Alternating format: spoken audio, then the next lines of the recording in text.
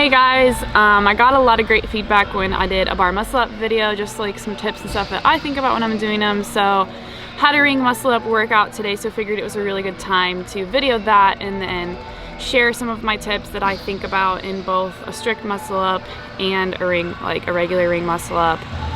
Just some stuff that I've learned over the years. I've done a ton of muscle ups just because they've been such a big weakness of mine. So kind of went from like knowing what not to do to kind of figuring out, like watching a lot of videos of people who are good at them and just like over and over and over watching myself and figuring out what feels right, what you think about, what drills to do and all that kind of good stuff. So I hope you guys enjoy this. First off, we start with hand position. Grips or no grips. A lot of people don't like to wear grips on muscle ups. I like to wear grips because I'm a baby and my hands always hurt. But for a strict muscle up, I definitely false grip. So a false grip is when you kind of deviate your hand this way. It's actually called ulnar deviation for you PT nerds. So you ulnar deviate your wrist and you kind of grab up on the ring to where like your palm is hooked on the ring. So it's kind of like you're already partially turned over. The tricky part with this is that you want to make sure you still achieve lockout at the bottom, because some people can get that big false grip and then they can't reach lockout, so their elbow's actually bent, and that is a no rep for a starting point for a CrossFit strict ring muscle up. So get the false grip, get that palm on. The more the palm's on, the easier that strict turnover will be, because a lot of people always ask me, how do you turn over on a strict muscle up? And it is really hard. So I had kipping ring muscle ups for a long time before I learned how to turn over on a strict. Like I could do a strict pull up on the rings and pull myself really high, couldn't figure out how to transition over the rings, and a lot of that has to do with the false grip. So definitely want a false grip when you're doing strict. When you're doing kipping, you can false grip. I don't recommend it over time because it is way more fatiguing on the forearms and just harder to maintain. So if you can learn how to just keep your wrist more neutral, relax the forearm a little bit more when you're doing kipping, makes a big difference over the course of a workout, especially if there's something else involved that requires grip. For strength purposes, you definitely want to be able to do a strict chest to bar well, not like a sketchy strict chest to bar, like a really solid strict chest to bar, to be even able to attempt a strict muscle up, because you are pulling that high and then you're pulling around over the rings, and you want to be stable on the top of those rings, because if you're unstable at the top of the rings, you're at risk of falling through and can dislocate your shoulders and scary things can happen. So want to make sure you're building that baseline strength first. So make sure you can do a strict chest to bar comfortably. It's not like a 1 rep max sort of effort to be able to do it. Yeah, so that's really important. When you're doing a bar muscle up, you're really thinking about driving against the bar and letting the hips rise, and it is sort of similar on the rings. You want to create tension on the rings with your arms, so you are kind of pressing the rings away. The backswing doesn't matter as much as everyone thinks it matters. It's really cool to have a big beautiful backswing, but it doesn't necessarily translate to really efficient ring muscle ups. So tension is more important than the size of the kip. So keeping your arms locked out, keeping your feet tighter is good. The huge swing does not matter. You're just wasting a lot of energy. So tight, efficient kip is really what matters. And then when you're doing the strict ring muscle up, you don't backswing, because if you backswing at all, it's a no rep. So you actually think about piking your feet up. So if you bring your feet up kind of like into a L-sit type position, your feet actually work as a lever to help you turn over on the ring. So it's actually a lot harder if you're just dead hanging with your feet straight down to pull straight up and turn over on the strict muscle up. If you bring your feet up, they act as a lever. It kind of helps you turn over into that muscle up a lot easier. So the most important part of the kipping ring muscle up is the turnover, the speed of the turnover.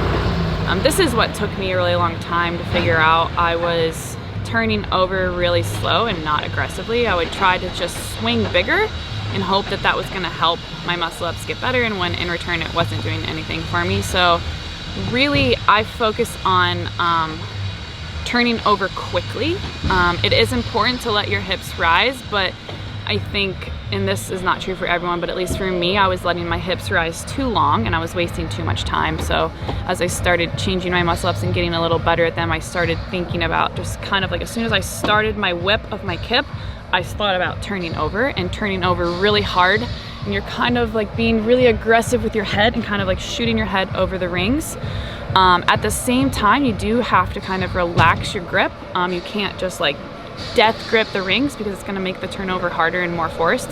So it is in a very aggressive turnover with your upper body and like snapping of your feet behind you, while kind of relaxing that grip on the ring, so it kind of makes it like an easy flow. Which sounds crazy when I say all of this, but when you see it all pieced together and you break it down, it really does make sense that that turnover is the most important part and gets you whipped around the rings fast. The turnover is similar on the ring muscle-ups, or the strict.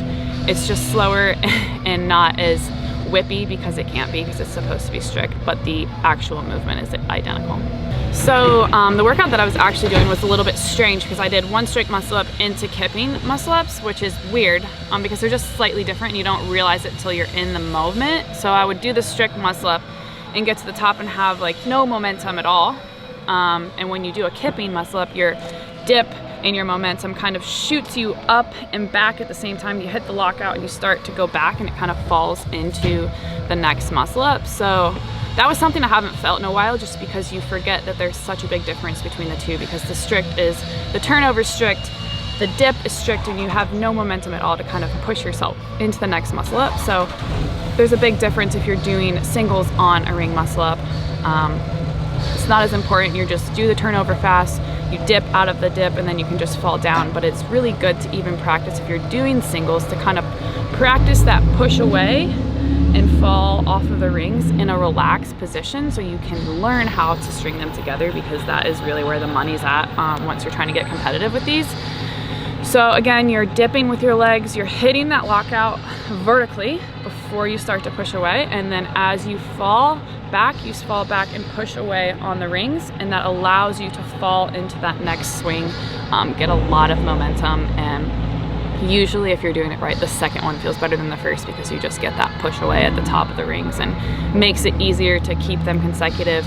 And once you get the timing down, getting your legs and your hips up at the same time makes it so much easier just to string them all together.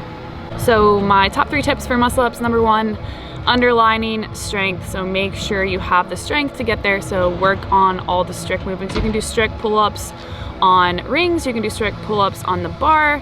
Both of them are good for you. That's gonna carry over to all sorts of gymnastics movements. So number 1, have the strict strength. Even if you do have strict muscle ups, still work the strict strength. I still do strict pull-ups, I still do strict chest to bar.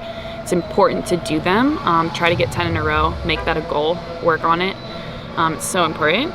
Next is maintaining a tight kip swing. I think a lot of people get a little crazy with trying to swing on the rings, so just practicing tight swings. When I was breaking back down my muscle up a few years ago, I did kip swings for weeks. I didn't even do a single muscle up. I had muscle ups, but all I did was practice swinging, getting good tension on the rings. It's not a huge swing, it's good tension, and it's a controlled swing. So if you can't swing on the rings for 10 kip swings without getting tired, how are you ever gonna do consecutive muscle ups in a row? So it seems like a silly drill. Make yourself swing on the rings every day, and you know, be intentional about it. Don't just get up there and swing around lazily. Be intentional, be tight in your kip swing. And then third most important is the turnover, the fast turnover. The faster you turn over, the more efficient you are, the faster the rep is, the more you can do before you get tired. So if you guys get muscle ups, tag me, show me your muscle ups. Hope this video helps you guys, and hope you enjoyed it. Hit the like button, subscribe, and we'll see you next time.